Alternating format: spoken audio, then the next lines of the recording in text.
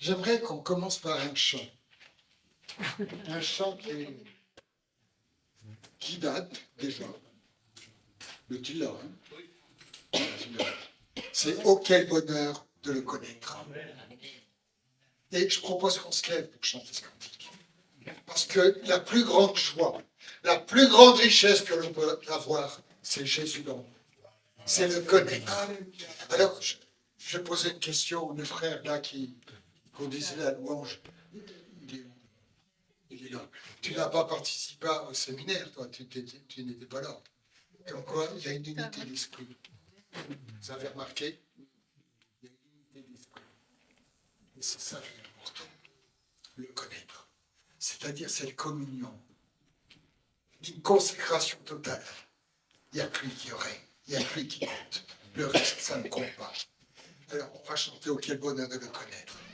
Oh, quel bonheur de le connaître, l'ami qui ne saurait changer, de l'avoir ici bas pour maître, pour défenseur et pour berger. Mes sœurs,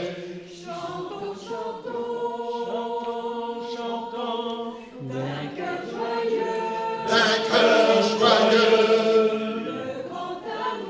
le grand amour du Rédempteur qui vint à nous du haut des cieux et nous sauva du destructeur.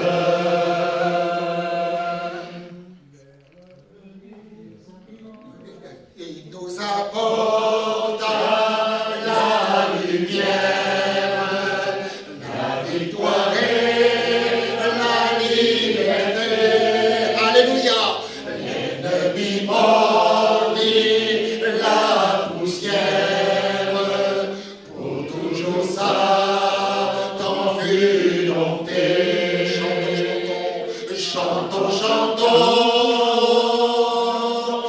Un cœur joyeux,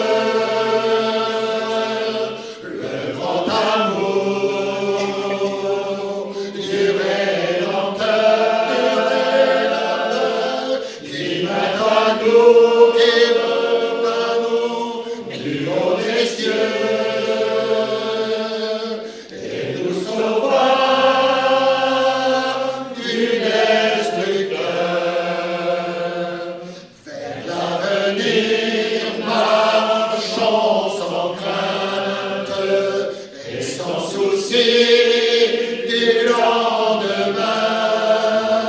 Pas à pas nos pieds dans l'empreinte de celui qui est sur notre chemin.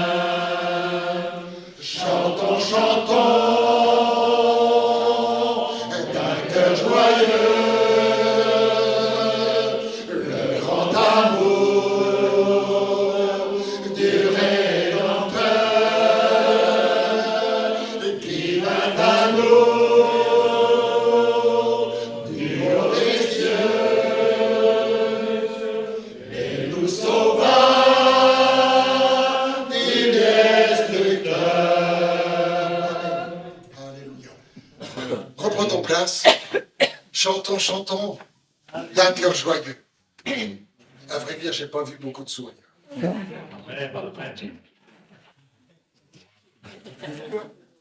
savez, la foi chrétienne, c'est pas une religion, c'est une vie. Je répète parce que je crois que le micro ou pas. La foi chrétienne n'est pas une religion, c'est une vie. Ah. Gloire à Dieu. Alors, j'aimerais poursuivre la dernière session, mais vous savez, le thème choisi, la diversité. Ah, puis ça, non. Attends, j'appuie sur quoi là?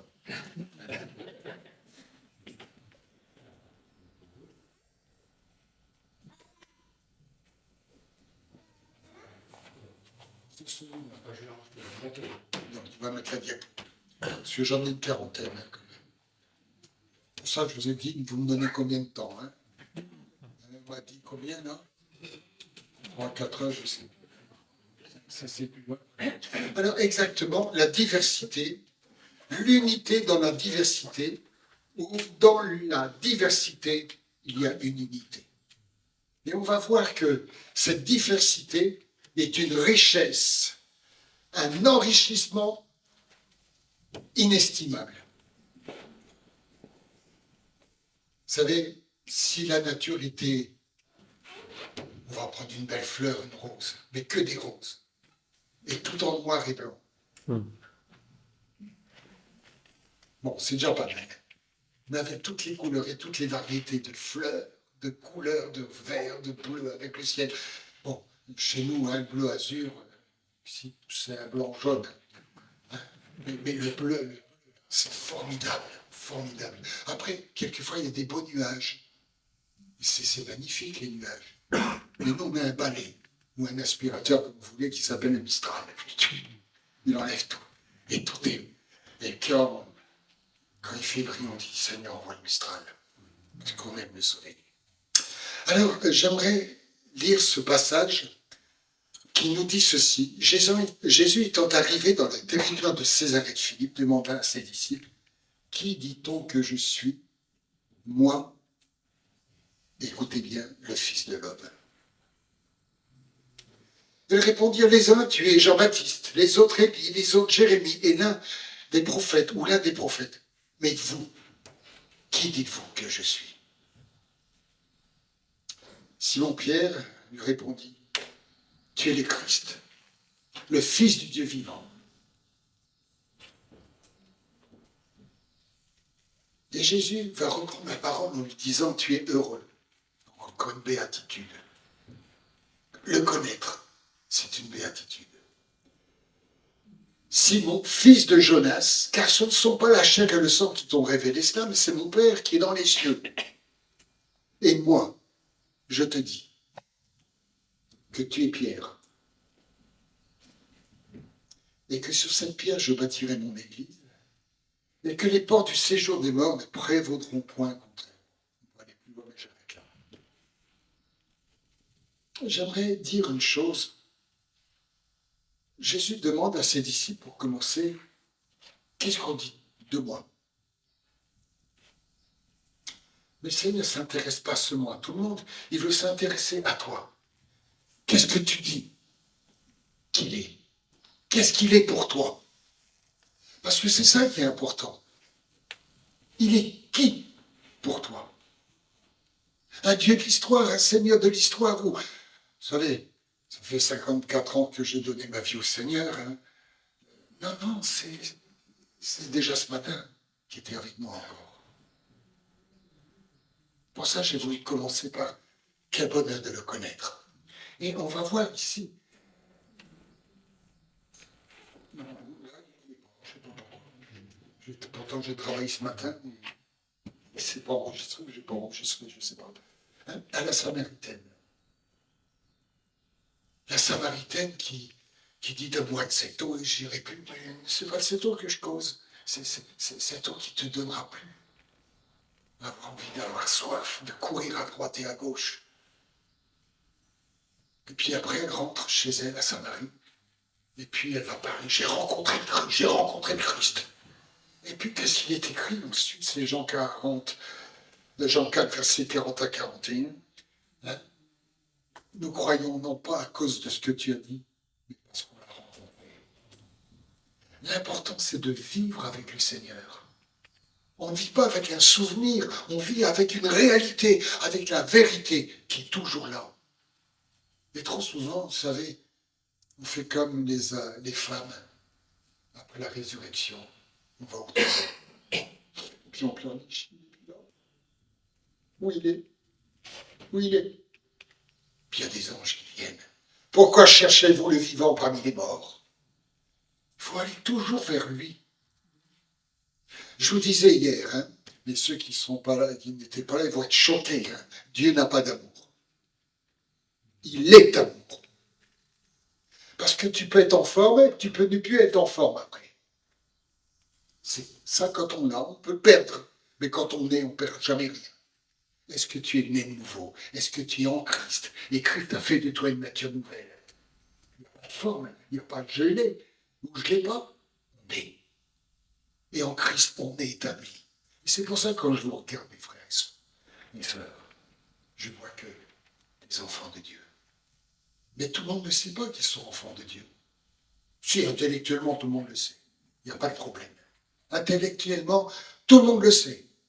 Mais quand tu es malade, quand tu es en souffrance, quand rien ne va plus, est-ce que tu es encore enfant de Dieu? Oui, mais toi tu ne sais plus. Parce que tu regardes à une réalité et non pas la vérité. Le Seigneur ce matin nous a rappelé par notre frère qui conduisait la louange qu'il est important de le regarder, de le connaître, de se consacrer à lui. Parce que lui s'est consacré pour nous. Alors, on va continuer un petit peu plus loin. Qu'est-ce que c'est l'Église? Bien, il y a deux notions dans l'Église ecclésia. Tout d'abord, ek, qui a donné en français ex, c'est-à-dire extérieur. Eh bien, c'est appelé hors d'eux. On est dans ce monde, mais on n'est pas dans ce monde. On est hors de ce monde. Et la deuxième notion, c'est l'assemblée, le rassemblement. Quand 2 ou 3 sont assemblés, c'est déjà une église. C'est pas toute l'église, même nous ici on ne fait pas toute l'église, il n'y a aucune communauté qui est toute l'église, parce que la véritable église, on va l'avoir au ciel, avec ceux qui nous ont précédés et ceux qui viendront demain, parce que c'est innombrable. Alors, Jésus a dit, c'est Jean 17, je ne sais plus, c'est ça? Oui. Bon, il ne va plus. C'est ça la technique. C'est ça. Je le pose parce que tu le prendras. Ouais. Tu veux le prendre et puis je te ferai signe quand. Parce que nous, avoir un truc. Là, vous riez, mais quand vous serez là, vous comprendrez bien. En tout cas, Jésus va dire, je ne suis plus dans le monde, et ils sont dans le monde. Je ne te prie pas de les ôter du monde, mais de les préserver du malin. Ils ne sont pas du monde, comme moi, je ne suis pas du monde. Sanctifie-les par ta vérité, ta parole est la vérité. Et dans ce monde, on a une richesse, une force. C'est pas ta forme, c'est pas ta pensée, c'est pas les circonstances que tu traverses, c'est la parole de Dieu. Et la parole de Dieu va transformer les choses. La situation ne changera peut-être rien, mais toi tu changeras. Parce que le Seigneur nous donne sa victoire. Je prendrai encore l'exemple de Paul et Silas en prison. Ils font la volonté de Dieu, puis on les enferme. Et ils ont les fers aux pieds. Mais qu'est-ce qu'ils font? Seigneur, délivre-nous. Non. Seigneur, tu connais toutes choses. Non. Alléluia, gloire, gloire. Ils chantent gloire à Dieu, ils chantent la louange. Puis d'un coup, il y a un tremblement de terre. C'est le passage de l'Écriture. Et même le jour où il va se donner au Seigneur. Est-ce qu'on peut prendre la parole de Dieu, qui est une puissance? C'est la puissance de Dieu. Alors, quand on chantait en langue tout à l'heure, je pensais à quelqu'un qui est pasteur aujourd'hui, mais qui était anti-pentecôtiste. Et il dit, mais pourquoi vous parlez en langue? Vous ne comprenez rien du tout, etc. On a tout expliqué. On est fermé. Hein. Et puis, le Saint-Esprit tombe sur lui. Et puis, il conteste avec Dieu. Il dit, mais je ne comprends rien. Il dit, mais tu n'as pas besoin de comprendre, parce que ce n'est pas ton intelligence qui le toucher, c'est ton être intérieur. Et c'est pourquoi parler en langue, c'est important. Celui qui parle en langue s'édifie lui-même. C'est le seul don qui nous est donné pour nous édifier personnellement. Alors pourquoi pas l'utiliser? Tu vas pas, mais chante en langue, prie en langue. Et quand on fait ensemble, c'est formidable, on se fait du bien. Et trop souvent, les chrétiens ne se font pas de bien. Et Dieu dit, je vais tout donner J'ai tout donné. Alors merci pour ce que, eh bien ici, cette église, eh bien, on nous a introduit dans le champ langue, et j'aimerais qu'on puisse le pratiquer davantage, parce qu'il y a une puissance de Dieu derrière. Il y a une puissance de Dieu. Et la puissance, eh bien, c'est quand on se fortifie dans la parole de Dieu.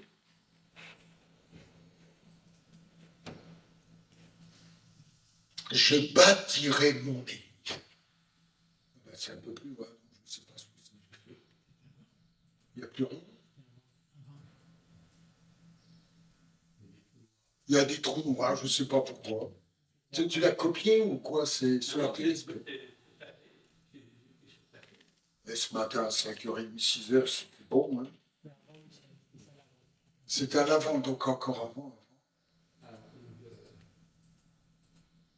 Encore avant. Oui, voilà, je leur ai donné ta parole. Non, c'est pas ça. Bon, bah, tant pis. Hein. Jésus a dit, je bâtirai mon église. Alors, les serviteurs de Dieu, c'est pas toi qui bâtis l'église. C'est Jésus. Moi, je bâtis rien du tout. C'est Dieu qui bâtit. Alors, qu'est-ce qu'on fait? Ben, on fait ce que Dieu nous demande. Vous savez, certains ont la main verte.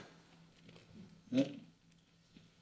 Et puis, ils mettent des tomates. C'est tout ce que vous voulez. Hein? Là, il y a un jardin là-bas, un potager qui nous a interdit d'aller à je suis allé en haut, il y a du haut. Puis j'ai fait des salades, j'ai fait pas mal de choses. Mais quelqu'un a planté ces choses. Mais s'il ne les fait pas pousser, d'abord planter, ça sert à rien. Et nous, ce qu'on fait, on fait ce que Dieu nous demande, mais c'est lui qui bâtit et fait. Et alors, il va dire une chose importante. Regardez, il n'y a qu'une église. Et quand vous prenez les épîtres à l'église, à tous ceux qui, à Rome, sont bien aimés de Dieu, appelés à être saints, église de Dieu qui est à Corinthe, église de la Galatie aux saints qui sont à Éphèse, etc. Il y a une église, il y en a beaucoup. Parce que nous sommes limités, et en tant que limite, eh bien, on a un petit territoire qui est le nôtre. Mais ensuite, la véritable église, c'est celle qui est réunie et qui est ensemble, là-haut dans le ciel, auprès du Seigneur de la gloire. Parce que c'est le corps de Christ. Vous savez, il y a les mouches. La conception humaine, il y a l'église catholique, il y a l'église protestante, il y a les évangéliques, il y a les pentecôtistes, il y a les charismatiques, et il y a tous les hic que vous voulez. Mais pour Dieu, ça ne compte pas. Ça ne compte pas. Pour notre Seigneur, il n'y a qu'une seule église. Alors chacun a sa particularité, oui. On l'a vu, on est tous différents. Hein, nos frères là, africains, hein, on a une autre façon, une autre culture hein, en Afrique, on fait différemment le culte. Ils chantent, ils dansent. On est statique, on bouge pas. Mais oui, mais tout ça c'est pour la gloire de Dieu. Et puis on s'aperçoit que il faut dans l'Église toujours élever Jésus. Comment je reconnais Philippe? C'est pas à ses chaussures, hein. C'est pas à ses mains, c'est à son visage. Et comment on reconnaît l'Église de Jésus-Christ? Là où Jésus est annoncé, là où Jésus est élevé, là où Jésus est proclamé, là où Jésus est proclamé dans ce qu'il fait. Alors, c'est vrai, quand je suis dans les antennes, pour qu'en Afrique, une fois, on m'a téléphoné, on me dit, je t'ai entendu, quoi, tu m'as entendu où? Oui, sur RCF. Ah bon, ça va jusque-là. Mais ce qui est important, c'est toujours d'élever Jésus. Toujours. Parce que c'est la tête. Et on reconnaît simplement à la tête. C'est pas à ta main que je reconnais que tu es Philippe. C'est pas à tes pieds, c'est à ton visage. Et l'Église de Jésus-Christ, on reconnaît s'il règne au milieu d'elle. Alors, une chose qui est étonnante, c'est que tu es Pierre, Simon, fils de Jonas. Il va le dire, Jean 21. Ici, il va dire, tu es Pierre, et sur cette pierre, je bâtirai mon église. Attends, il faut voir le grec, qu'est-ce qu'il dit ici? Tu es caillou, et sur ce roc, je bâtirai mon église. Alors, c'est en grec, c'est comment je n'ai pas vu. Donc, si tu es Pétros et Pétra, tu es caillou. Vous savez, ce qui est important, regardez, ici, on voit des pierres. Hein. On va prendre entre les deux fenêtres. Quelle est la pierre la plus importante? Hein? Non, la pierre ici la plus importante. La deuxième, la troisième, la quatrième, la cinquième, la sixième. Non, c'est celle qui est en bas qui tient tout. Et tu es une pierre, tu es un caillou, tu es cette partie-là peut-être. Mais le plus important, c'est moi. Et parce qu'il va dire ceci, une chose. Il va dire, sur cette pierre, je bâtirai mon église. Alors, quelle est cette pierre? Tu es le Christ, le Fils du Dieu vivant. La confession. Si Jésus n'est pas tout, alors on est dans l'erreur. Je répète, si Jésus n'est pas tout dans notre service, nous sommes en train de travailler avec du bois, du foin ou du chaume. Et ça ne tiendra pas. Alors, pourquoi d'un côté Jésus va dire tu ne seras plus appelé Simon, fils de Jonas, mais Pierre. Et à la fin de l'épître de l'évangile de Jean, il va dire Simon, fils de Jonas, m'aimes-tu? Alors qu'il avait appelé Pierre, caillou, parce que ce petit caillou a aussi ses défauts. Et il va dire une chose importante. Tu m'aimes? Tu sais que je t'aime. Alors tu vas paître mes agneaux. Une deuxième fois, Pierre, Simon, fils de Jonas, toi, l'humain, il ne fait pas toutes les choses bien. Il ne dit pas comme ça, mais toi qui es humain, tu m'aimes?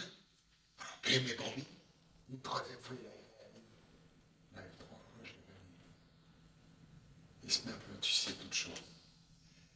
Ce passage nous indique que pour le service de Dieu, il faut aimer la tête. Il faut l'aimer en premier. Si tu fais quelque chose, ce n'est pas par devoir, c'est par amour. Nous ne sommes pas des serviteurs dans l'obligation de faire quelque chose. Nous sommes serviteurs parce que nous l'aimons et nous agissons parce que nous l'aimons. Sans amour, il n'y a pas de service qui compte pour Dieu. Ce n'est pas un impôt, ce n'est pas une obligation, ce n'est pas une amende, ce n'est pas une punition, c'est un signe de l'amour qu'on a pour le Seigneur et qu'on le sert. Faites tout dans l'amour. Alors, n'oublions pas, il est écrit ceci, il n'y a sous le ciel aucun autre nom qui était donné parmi les hommes, auquel nous devions être sauvés. Qu'un seul nom, Jésus. Et vous n'avez pas remarqué qu'aujourd'hui, nous pouvons parler de tout. Mais quand vous parlez de Jésus, là, vous commencez à avoir des problèmes. Est-ce qu'on a la hardiesse d'aller à contre-cours? Il y a quelques années, quelqu'un a dit, ce sont les poissons morts qui se laissent entraîner par le courant. Ce sont les poissons vivants qui remontent le courant. Il nous faut aller contre le courant de ce monde. Proclamer Jésus. Proclamer, il est le vivant, le ressuscité, pour que les hommes connaissent. Alors on s'aperçoit, prenez garde que personne ne vous séduise Car plusieurs viendront sous mon nom disant, c'est moi qui suis le Christ, et ils séduiront beaucoup. Alors ici, le Christ. Moi, j'ai l'onction. Moi, j'ai l'onction. On entend ça quelquefois. Non, moi, je vais là où il y a de l'onction. Oui, mais beaucoup. Il y en a un vrai Christ. Et je proclame ce Christ qui est vivant et qui agit. Vous savez, Ésaïe 42, verset 1er va dire ceci. Voici mon serviteur auquel je tiens fermement, mon élu en qui je me complais, j'ai mis mon esprit sur lui. Que l'Esprit de Dieu soit sur nous tous pour nous conduire dans toute la vérité. Donc je reviens à ce que je disais durant ces 3 sessions précédentes. Être guidé par le Saint-Esprit. Seigneur, je désire aller en Isie.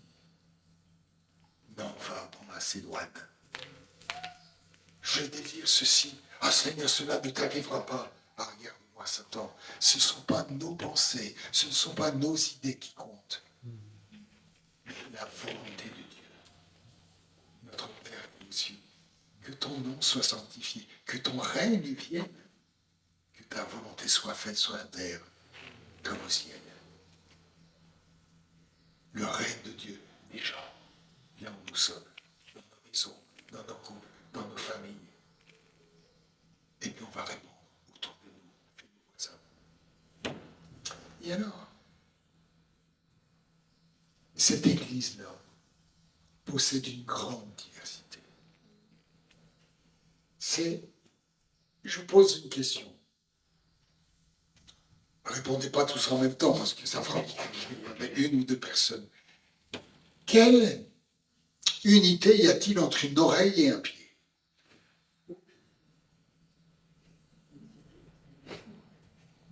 Quelle unité y a-t-il entre un œil et une main? Vous répondez pas, hein? Si quelqu'un dit venez, l'oreille entend et le pied avance. Merci. L'unité, c'est que ça fait partie d'un corps. Parce qu'il n'y a pas d'unité s'il n'y a pas de corps. Même. Ouais. Vous avez une oreille qui se balade comme ça. Je ne sais pas là. Mais bon, de toute façon, l'oreille, elle n'entend rien. Si elle n'est pas dans le corps, elle n'entend rien. C'est vrai pour l'œil, c'est vrai pour chaque membre. Nous sommes tous inscrits dans un ensemble qui s'appelle le corps de Christ. Et on ne peut pas servir le Seigneur en dehors du corps de Christ. C'est une illusion, un mensonge de pouvoir dire je suis.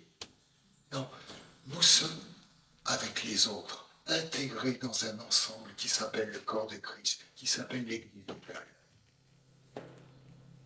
Ou quand on se rassemble ensemble, eh bien c'est ensemble. On s'inscrit toujours dans un ensemble.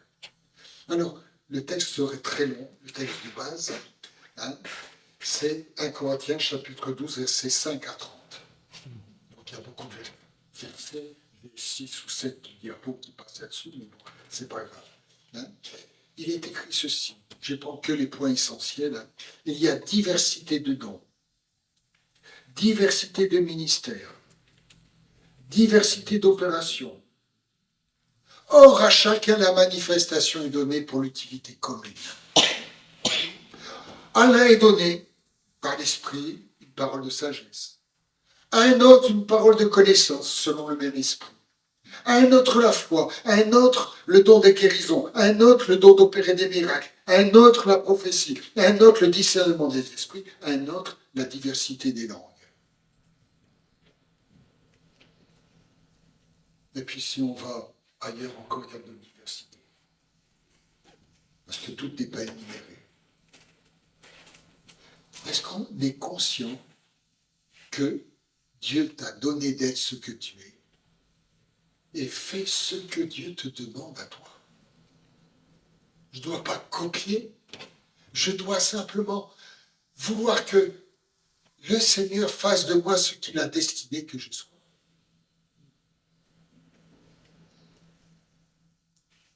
On est dans un monde aujourd'hui, les femmes veulent être hommes et les hommes veulent être femmes.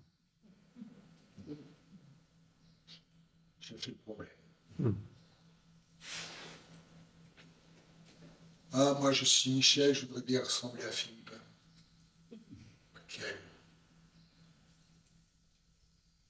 Quelle idée insensée. Sois ce que tu es, mon frère, sois ce que tu es, ma sœur, et sanctifie-toi, consacre-toi, laisse le Seigneur faire ce qu'il a destiné que tu sois. Il a façonné, ça n'a pas été façonné, ces pierres. C'était pas là non plus. Ces pierres qui sont bien, c'est pas sur le terrain, c'était à la carrière, c'était à là où on vient, et puis on les façonne. Et sur cette terre, le Seigneur nous façonne pour qu'on soit dans sa construction. Et sur cette terre, c'est nous ici. Alors quand on a un coup de hache pour enlever quelque chose, on n'est pas toujours content parce que ça fait mal. Mais laissons Dieu nous travailler. Parce que, honnêtement, on a besoin de certains coups pour nous façonner, pour nous donner la forme. Et alors, la diversité, c'est un enrichissement. Imagine-toi que tu n'aies qu'une oreille. Bon, tu entendras très bien, je suis d'accord, mais tu ne te déplaceras pas. Tu ne verras rien du tout. Tu ne sentiras rien. Tu ne parleras pas. Tu seras statique. Imagine-toi que tu sois que un pied. Pour marcher, il faut déjà 2 pieds. Tu vas sauter avec un pied. Bon, c'est déjà pas mal. Mais c'est pas un corps. On ne peut rien faire avec ça. C'est un ensemble, c'est un enrichissement, parce que l'enrichissement trouve une dynamique, trouve une raison d'être. Et on a besoin, on l'a entendu tout à l'heure, je ne sais pas, c'est Philippe qui l'a dit, on a besoin les uns des autres. J'ai besoin de toi, tu as besoin de moi, on a besoin les uns des autres. Et ça, c'est une réalité. Personne n'est inutile. Moi, je ne fais pas comme un tel. Ah non, tu ne fais pas comme un tel parce que tu n'es pas un tel. Mais tu as une place. Vous savez, on raconte cette histoire d'un chef d'orchestre où il y avait beaucoup de musiciens. Puis il y avait un flûtiste. De toute façon, moi, ma flûte, on n'entend pas grand-chose. Et puis, il ne souffle pas, il fait semblant de jouer. Le chef d'orchestre, il arrête. Il n'entend pas la flûte.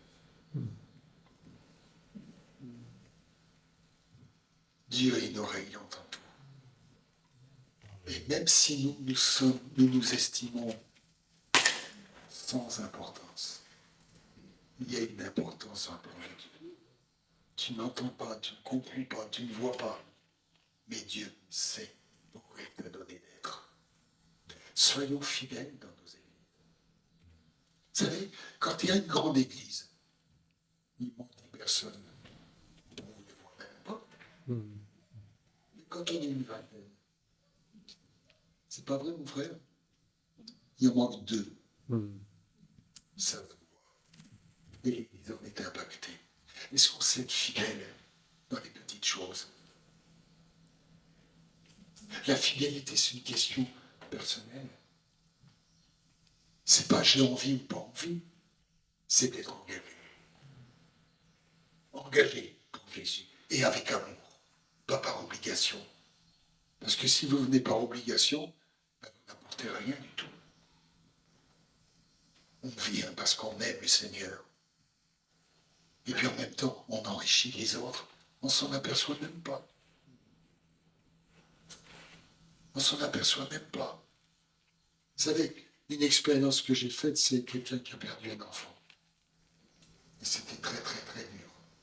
Mais je ne savais pas quoi dire. Je ne savais pas quoi faire. Puis j'ai pleuré. Puis j'ai prié. Et je suis parti. On a l'air idiot hein, quand c'est comme ça. Parce que fois, on est devant des situations, on ne sait pas quoi faire. Ça ne vous arrive pas, vous, mais moi, ça m'arrive souvent. Mais quelques temps après, ces femmes viennent dire, qu'est-ce que tu m'as fait du bien? Je t'ai fait du bien, comment j'ai fait ça? Ben, tu as compati avec moi. Tu as pleuré. Et ça m'a soulagé. Est-ce qu'on se rend compte que on ne se rend pas toujours compte que notre présence fait du bien? Vous savez, quand j'étais en 2004, allongé sur mon lit sans pouvoir bouger, j'ai dit bien sans pouvoir bouger, parce que j'ai appris qu'il y avait des douleurs qui sont des douleurs qu'on sait combattre. Elles sont très fortes, mais ça nous donne de l'énergie. Jésus, et ça ne part pas. Il y a des douleurs qui nous accablent et quand c'est plus rien faire. Ça, c'est les plus mauvaises. On ne sait plus rien faire. Même de penser, même de prier. C'est grave. Mais on en est là. Non pas parce qu'on ne veut pas. Il y a plus de Dieu. Vous savez ce que ça veut dire? Il n'y a plus de Dieu. Et là, ton frère, Jean-Bernard, est venu me voir. J'ai dit, tu peux prier. Il a prié. Eh bien, je vais vous dire l'expérience qui m'a marqué. C'est que moi, je ne savais pas prier, mais sa prière, c'était ma prière. Et ça m'a fait énormément de bien. Oui, quand l'autre n'en peut plus, c'est pas avec des il faut. Tu ne feras jamais rien avec des il faut. Il faut prendre sur toi. Quand tu n'as pas de jus, tu es en panne sèche. Allez, appuie sur l'accélérateur, ça ne sert à rien. Soit son accélérateur, soit sa force, soit, et tu le fais par amour. C'est ça qui relève. C'est ça qui fait du bien. Alors, il nous est donné un l'un, ceci, un autre, cela, un autre encore ceci. Et je suis persuadé que chacun a des témoignages de ce genre. Vous savez, quand j'étais à la communauté chrétienne à Lille, une fois je suis allé, et puis, non, dans une autre réunion, puis il ne m'avait pas vu, l'orateur, derrière moi. Et quelqu'un m'a amené au Seigneur. Il donne son témoignage et il parle de moi qui ai amené au Seigneur. Ouais, je l'ai rencontré, mais je ne me rendais même pas compte. Je ne me rendais même pas compte. On n'a pas besoin de se rendre compte, on a besoin d'être avec le Seigneur tous les jours. Tout simplement. Ah, moi, j'ai pas de fruits. Vous savez, moi, j'ai une église, on est 15-20 personnes. Hein. Mais qu'est-ce que ça peut faire? Qu'est-ce que ça peut faire? On n'est pas là pour calculer, pour faire comme les entreprises.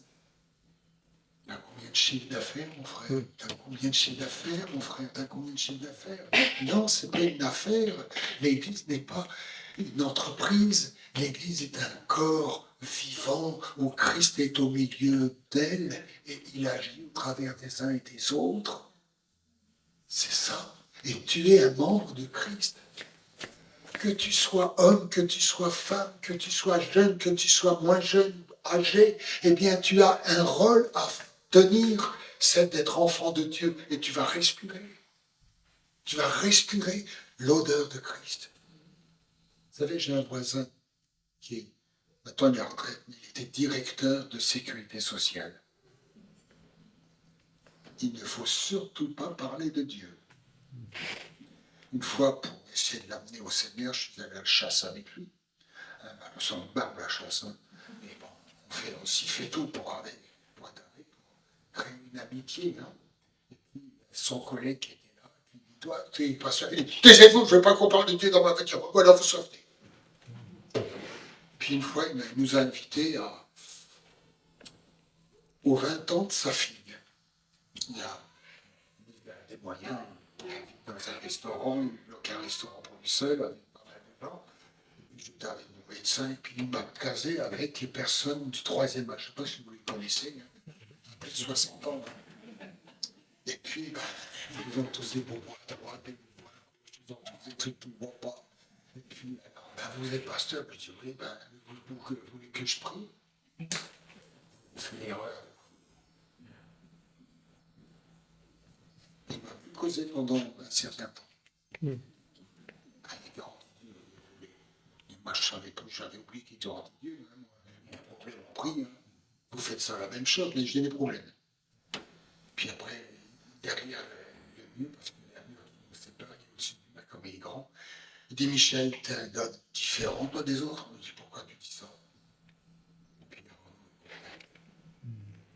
il dit, mais moi, les prêtres, j'en ai ras-le-bol. Mais toi, t'es différent. Est-ce qu'on a une odeur différente que celle du monde? Parce que c'est cette odeur, au départ, elle va causer des dégâts, bien sûr.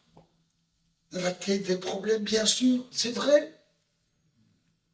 Alors, on peut faire de la politique. Bon, je ne vais pas faire parce que, etc. Il faut avoir une sagesse. Hein. Il ne s'agit pas de dire on fait n'importe quoi. Il faut le faire avec la sagesse de Dieu.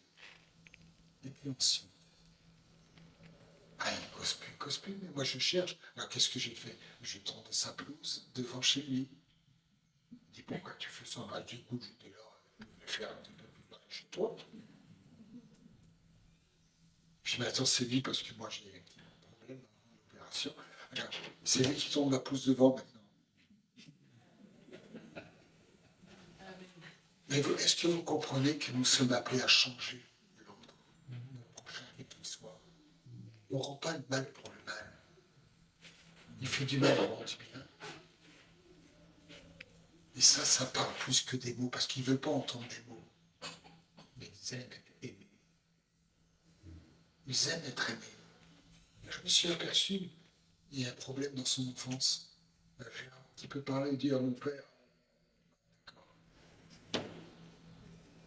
Mais oui, on est au milieu d'un monde où il y a des souffrants, où il y a des blessés. Ils sont tous malades. Et puis ils peuvent être terroristes même, des gangsters. Et ils le sont pourquoi? Parce que c'est une réaction à leur passé. Mais je suis venu pour les malades et non pas pour les bien ensemble, les bien portants. Alors, le corps de Christ. Vous avez des voisins formidables. Eh bien, le Seigneur vous a placé là pour que vous soyez. Vous avez des voisins, peu importe. Soyez une odeur de Christ. Une odeur de Christ. Parce que à chacun, la manifestation est donnée dans l'Église déjà pour l'utilité commune. Mais on est dans le monde aussi pour être une utilité pour ceux que nous rencontrons. Alors, l'unité.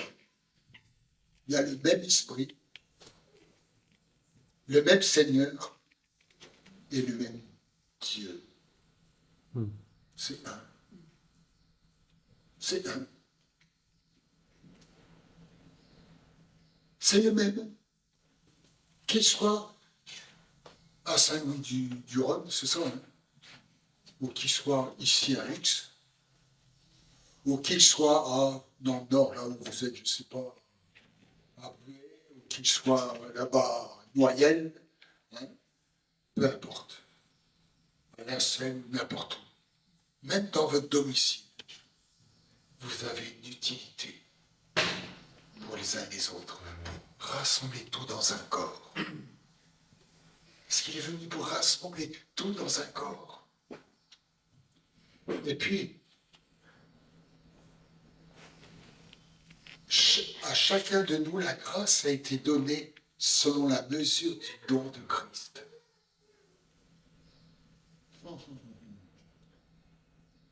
Je ne sais pas, mais je regarde tous les dimanches soirs ou lundi soir, quand Mulhouse.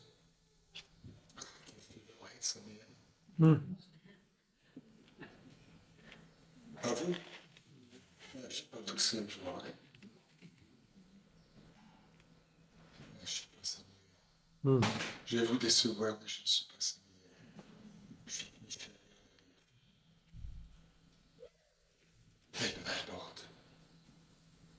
Il nous fait du bien. Cette Église nous fait du bien. Et puis même les autres prédicateurs, il n'y a pas que lui. Il n'est pas là pour idolâtrer quelqu'un. Mais on reçoit. Est-ce qu'on s'est donné aussi autour de nous? On n'est pas là pour partager une idée. On est là pour partager la vie de Jésus. Et alors, pour le perfectionnement des saints, je crois que le grec va dire pour l'équipement des saints. Notre service, c'est d'équiper, de perfectionner l'autre.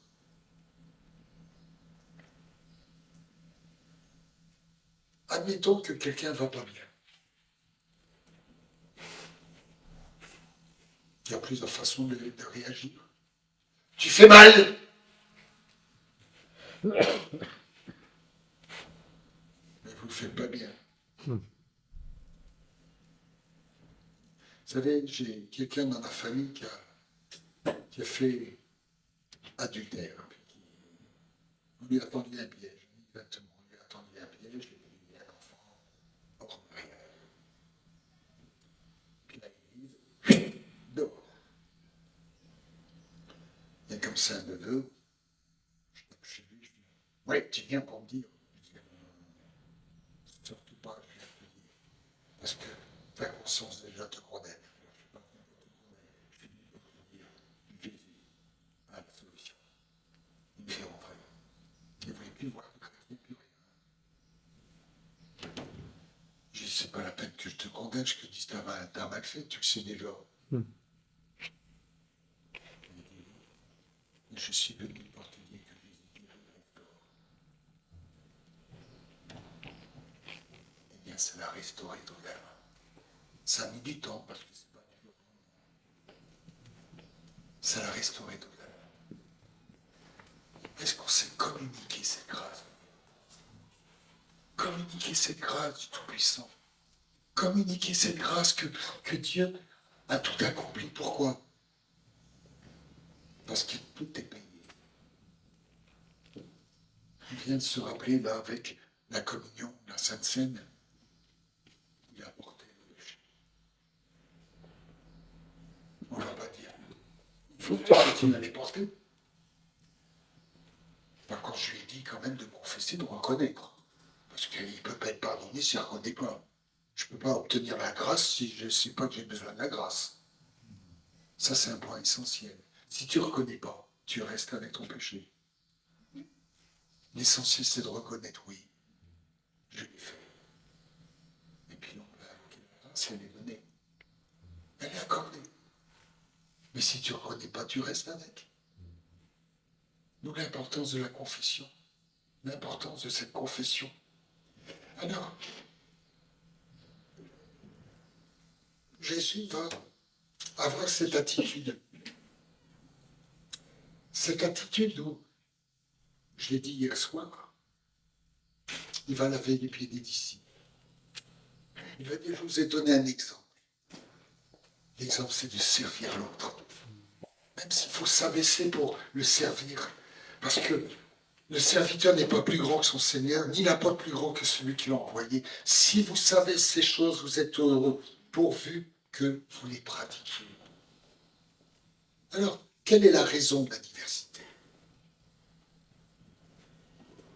Parce que Dieu a tout fait pour un but. Pour le perfectionnement des saints, en vue de l'œuvre du ministère de l'édification du Christ, jusqu'à ce que nous soyons parvenus à l'unité de la foi, il va ajouter, et de la connaissance du Fils de Dieu, à l'état d'homme fait, à la mesure parfaite de Christ. Notre service, c'est de rendre l'autre mature. On a tous eu des enfants qui sont passés à l'âge de bébé. On a pris soin. On leur a même donné à manger parce qu'au départ, ils ne pouvaient pas tout seuls. Et c'est la progression chrétienne. Puis après, on en fait quoi? Pour qu'ils soient adultes et qu'ils suffisent à eux-mêmes. Eh bien, le service de Dieu, c'est aussi avec toute la diversité. On va à l'école, on fait faire de la musique, du sport, n'importe quoi, hein, pour les former, pour qu'ils vivent ensuite en tant que matures. Et bien dans l'Église, c'est la même chose. Pour l'équipement, pour qu'ils soient la mesure parfaite de Christ, des chrétiens authentiques, forts. Et sachez une chose, c'est que l'Esprit de Dieu va les conduire aussi, parce que nous, on a notre part, mais sans l'Esprit, on ne fait pas grand-chose.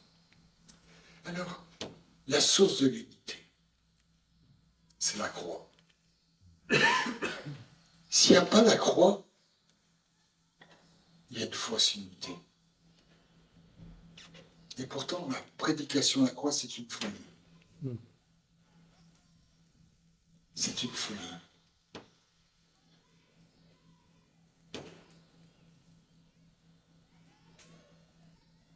Parce que la croix a détruit le mal en nous.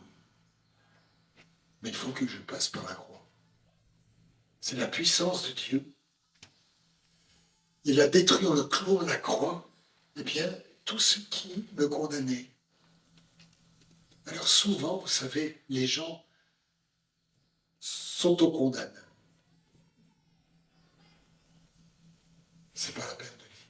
Mais il ne faut pas. Il faut les amener à la croix.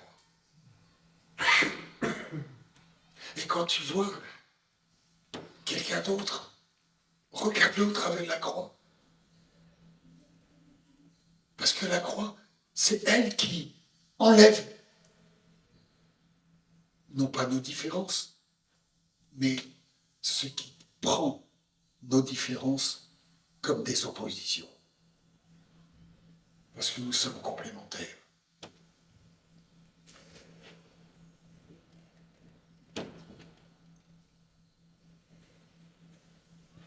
Tu vas un petit peu plus loin. Non, je ne sais pas ce que j'ai fait là, parce que c'est... Bref. Parce qu'il est écrit, c'est au verset 18 d'Éphésiens, au verset 15, professant la vérité dans l'amour. Et ça, c'est un autre point, parce que quand je suis ailleurs, excuse-moi, je suis carrément ailleurs, je regarde ailleurs. Parce que sans la croix, notre humanité n'est pas annihilée, n'est pas morte. On n'aura que notre humanité à vous comprenez? Si je ne meurs pas moi-même, si l'autre ne passe pas par la croix non plus, on va avoir confrontation de pensée. L'autre est droite, l'autre est de gauche, voilà. Non, à la croix, l'inimitié annulée et détruite. Et il nous faut rentrer dans cette dimension que la paix, elle se passe par la croix. Sans la croix, il n'y a pas de paix. Il nous a réconciliés avec le Père au travers de la croix. Ensuite, j'aimerais dire que l'unité n'est pas l'uniformité. Voilà. L'unité n'est pas l'uniformité. C'est pas comme à l'armée, hein. Je veux voir qu'une seule tête. Hein, les anciens militaires, vous avez connu ça. Hein. Bon, ils sont tous plus jeunes, ils vont plus de l'armée. Eh oui, il y a une diversité. Une diversité parce qu'il est écrit ceci. Là où est l'Esprit du Seigneur, là il y a la liberté. C'est pas la liberté de faire tout ce qu'on veut quand on veut. C'est pas ça. C'est pas l'expression de la vieille nature. Mais sois ce que tu es. Seigneur t'a donné une parole de connaissance, exprime-la. N'aie pas peur. On a même droit à l'erreur dans l'Église. Parce qu'il y a de la compassion. Vous savez, je me rappelle à la Madeleine, une expérience que j'ai faite, Jean-Claude, à la Madeleine, qui m'a marqué. Jean-Claude ne sait pas, mais moi j'avais un combat. On était en réunion de prière. Il y avait des galets encore.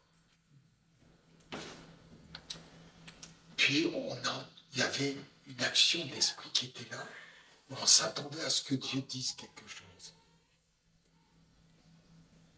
Et quelqu'un dit, Michel, tu as reçu une parole.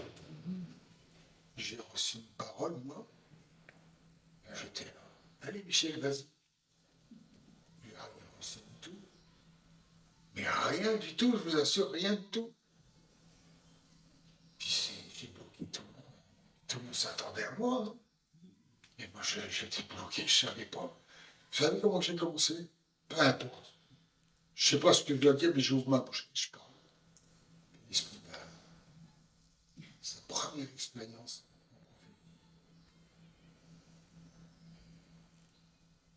La première expérience. C'était la manette. Qui était là? Oui, quelquefois on est dans des situations, c'est pas. On va devoir se jeter dans le vide. Toi, tu vois le vide. Mais Dieu, ouvre ta bouche, je la remplirai. J'ai un frère jumeau. Sur la thème du Saint-Esprit. Toute une histoire. Je vais vous la donner parce que ça va vous aider pour aider les autres. C'est pas nous qui baptisons du Saint-Esprit, de toute façon, c'est Jésus. Mais la Pentecôte, eh bien, on est au bénéfice de la Pentecôte.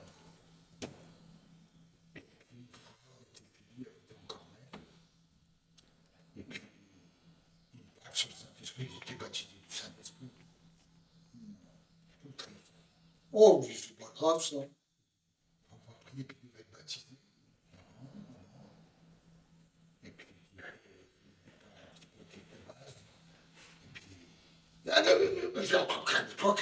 calme-toi, t'as pas besoin de crier. Tu peux pas monter au ciel. C'est le ciel qui descend, mais toi, tu peux pas monter. Je prie pas pour toi, t'en veux pas. Si, si. Je dis non, non, mais je m'en vais, c'est pas la peine. Tu fais tous tes efforts, ça sert à rien. C'était à Noël, et puis après, je retourne chez lui. J'étais baptisé, ça m'étonne pas que t'es pas baptisé parce que tu veux faire charnellement quelque chose qui est spirituel, alors ça marche pas. Je m'en vais parce que ça sert strictement à rien, t'écoutes pas. Et puis alors, il dit encore une fois, puis une fois qu'il revient à lui, il fallait me dire que j'avais rien à faire. Je dis, écoute, t'es gonflé. Hein. Depuis Noël, je t'ai dit qu'il n'y a rien à faire et il faut juste ouvrir ta bouche. Et puis toi, tu n'entends pas. Vous savez, c'est Dieu qui donne et il est fidèle. On n'a pas besoin d'attendre des heures pour être baptisé du Saint-Esprit. On n'a pas besoin. Il est là. Il est avec nous tous les jours. Est-ce que je suis disposé à le recevoir? Parce que nous avons tous été baptisés dans un seul esprit pour former un seul corps. C'est là aussi l'unité. L'esprit de Dieu. Mais pas par la chair et les idées, les opinions. Pas par les méthodes et les cultures. Par l'esprit de Dieu. On commence par la croix, on poursuit par l'esprit de Dieu. Ensuite, ce n'est pas l'uniformité. Hein, j'en ai parlé quand on arrive à la collégialité. La collégialité.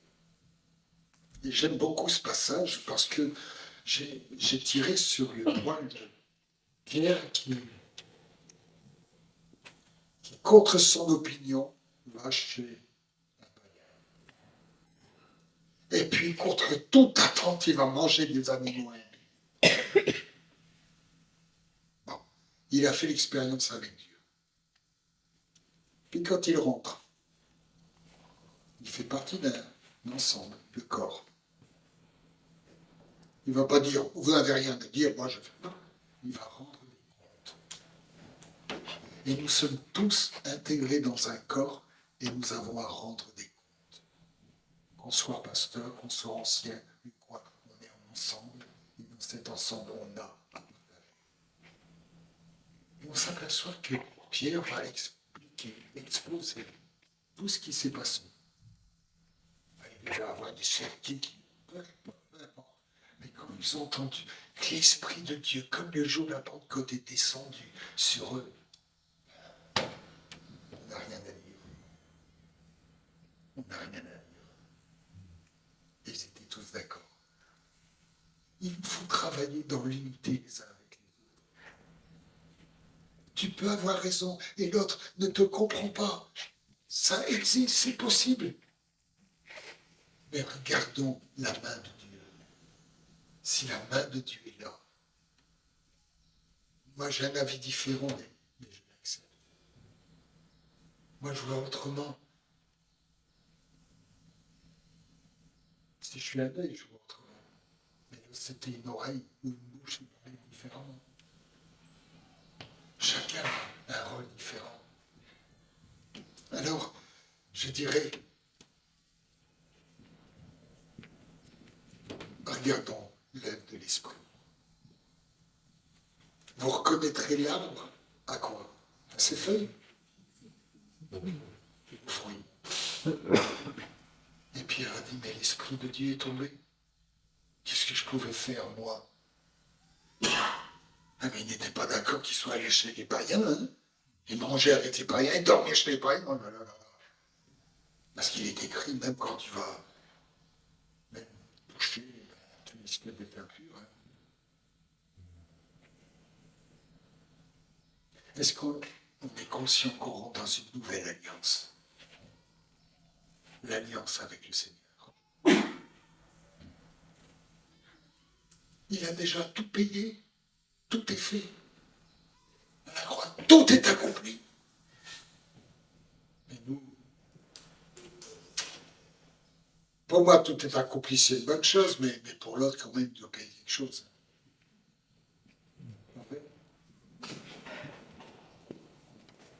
Non. Est-ce qu'on s'est donné comme on a reçu? Tout simplement. Alors, le dernier point, vous voyez que je vais trop long, je vais sauter quelques points.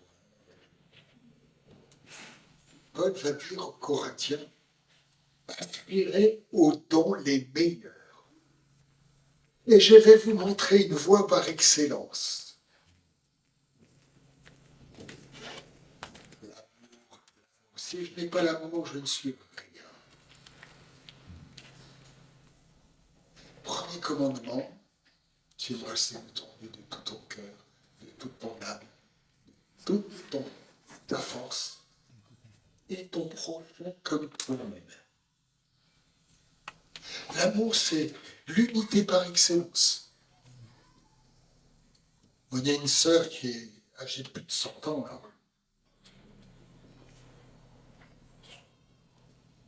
J'ai été honnête avec vous, elle m'a agacé à cause de son amour. Elle excusait tout, elle pardonnait tout.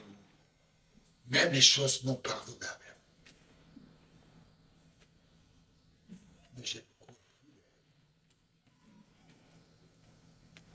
beaucoup appris d'elle. Moi, au départ, l'amour nous gêne. Je ne sais pas si ça vous parle, mais l'amour, s'en tire à bon compte. Vous ne trouvez pas? En tout cas, moi, je parle de moi. Hein. Ouais, c'est facile. Hein. Là, je vais vous dire honnêtement, je m'en tire à bon compte avec Dieu. Ça va pardonner. Il y a quelqu'un d'autre qui a péché. Il y a quelqu'un d'autre. Je connais quelqu'un qui avait quelqu'un qui avait une grosse dette. Il ne pouvait pas payer. Pas payer du tout.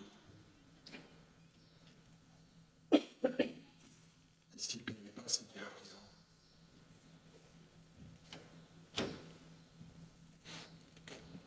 Il y a quelqu'un qui téléphone. Ce que je vous dis, c'est vrai. Hein. Ce n'est pas une histoire inventée. La personne était là. Elle savait plus quoi faire. sommes.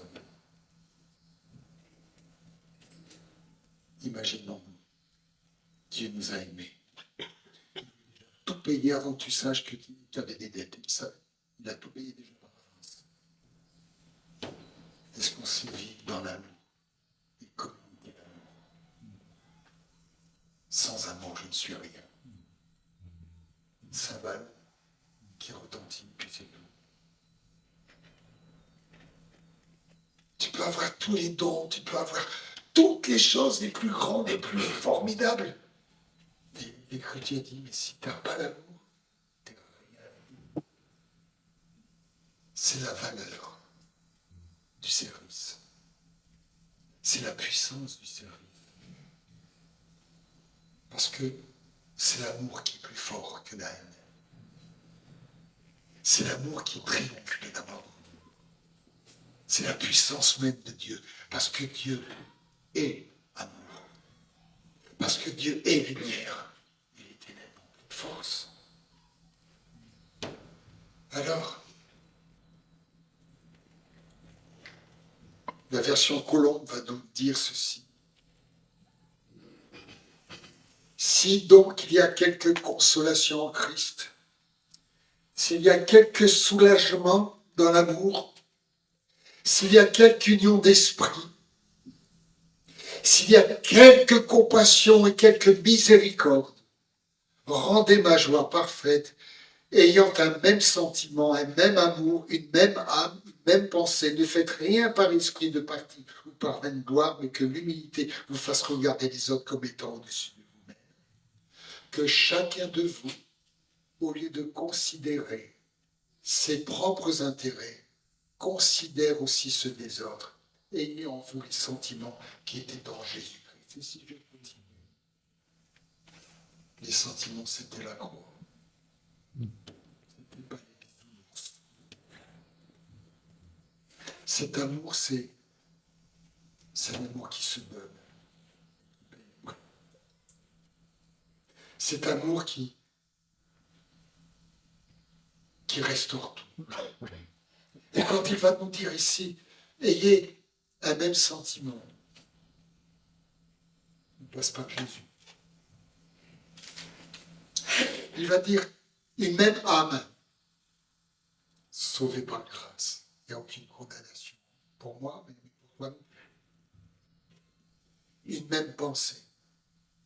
La pensée, c'est toujours vers Jésus. Parce qu'en dehors, on a quelques problèmes. Est-ce que Jésus est au centre? C'est l'agneau qui a gagné le combat.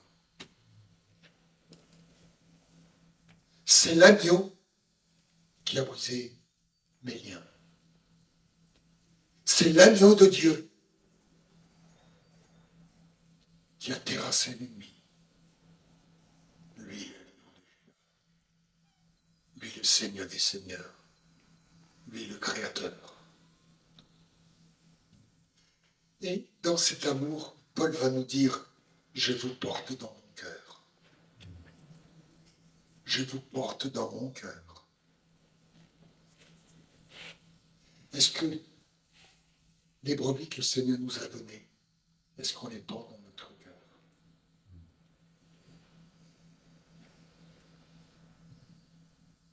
Nous ne sommes pas une entreprise.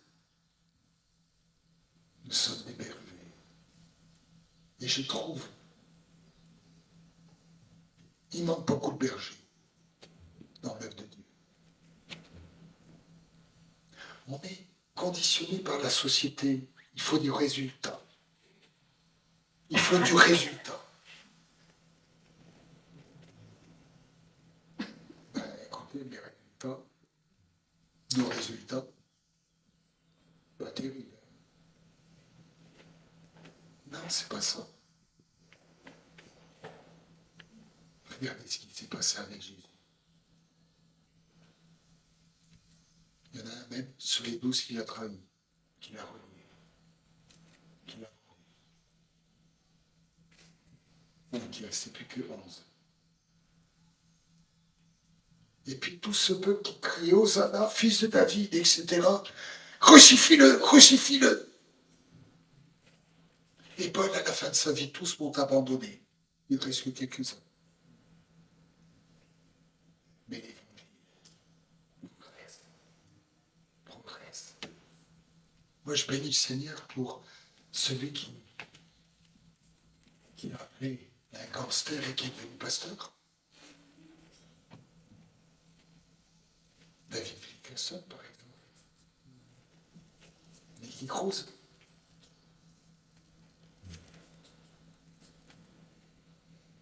On peut témoigner à une personne seulement. Elle se donne au Seigneur, mais ça ne peut l'utiliser. Et toi, tu étais un maillon de la chaîne, parce que tu es attaché à l'essentiel. Tu es attaché au corps. Et ce n'est pas une personne qui fait l'œuvre. C'est comme disait Billy Graham. Il dit, moi, quand j'arrive, il y a beaucoup de conversions, mais il y a le travail qui a été fait avant. Moi, je récolte. Et nous, on dit, mais lui, il arrive, il n'est pas mort. Non, c'est un ensemble. On travaille ensemble dans un corps. C'est pour ça qu'on a besoin les uns des autres.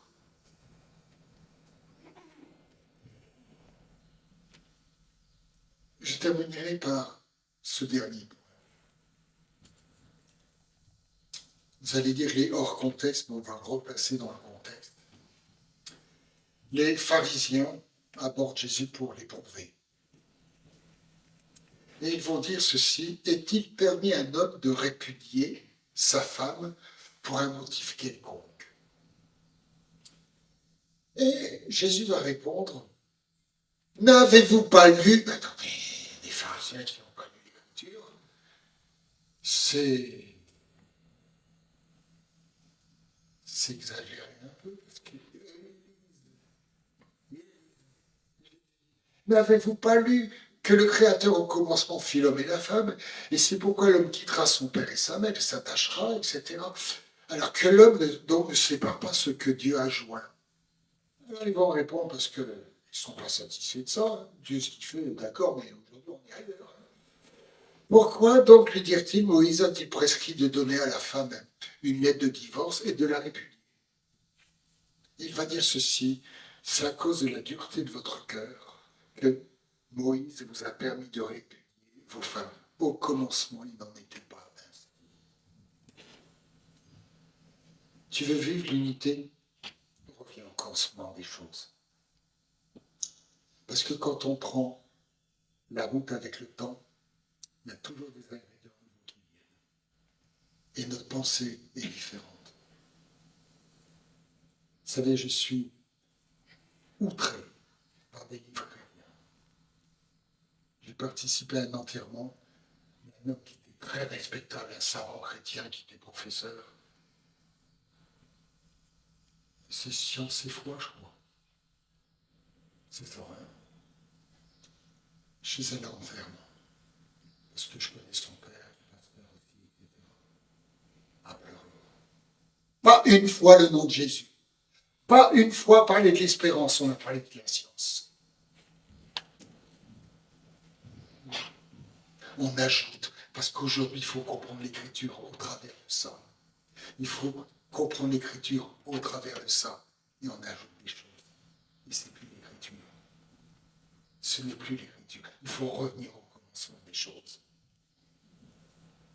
Il faut connaître l'écriture au travers de Branham, au travers de Russell, au travers des écrits. Et je dirais tout simplement, les Samaritains ont entendu parler du Christ, Sauveur, au travers de cette femme samaritaine, au but Jacob. C'est une bonne chose. Il faut aller à la source, au commencement. Rencontrer le Maître.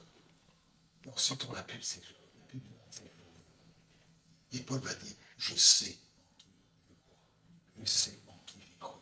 Tu peux me raconter tout ce que tu veux. Je sais. Mais l'unité ne se fait qu'en Jésus seul. Il y a une diversité, bien sûr, mais elle sert pour construire, édifier, qualifier, équiper, maturer. Mais n'oublions jamais la place de la parole. Tout a été créé par la parole. Nous l'avons fait dans Hébreu.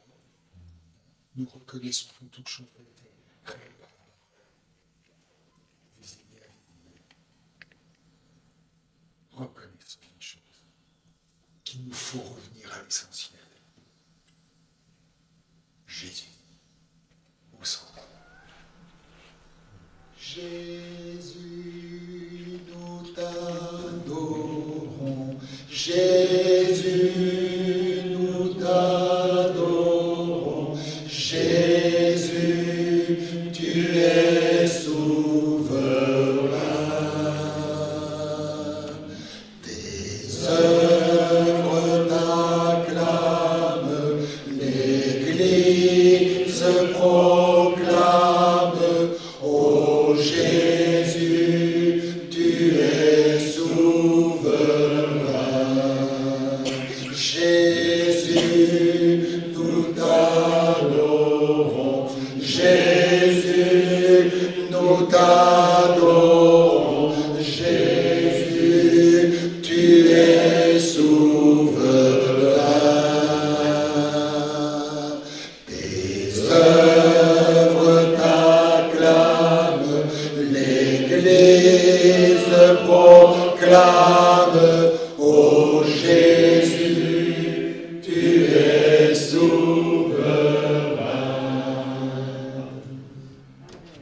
Amen. Je vais laisser le président de l'UNEPI là. Non, non, mais on est chez vous là. Bon, vas-y, merci. Eh bien, merci Michel pour ce rappel. En effet, une seule Église, un seul Seigneur, un seul Sauveur, un même esprit, une même espérance. Et tout cela, eh bien, c'est ce qui nous rassemble, c'est ce qui nous unit. Que Dieu soit béni. Alors, je ne sais pas si tu as quelque chose à rajouter, non? Non, pas particulièrement. Pas particulièrement. J'ai plus de voix alors. D'accord. Alors, nous, on a juste quelques informations pour l'église locale. Hein, et puis, là, je vais laisser Raphaël donc,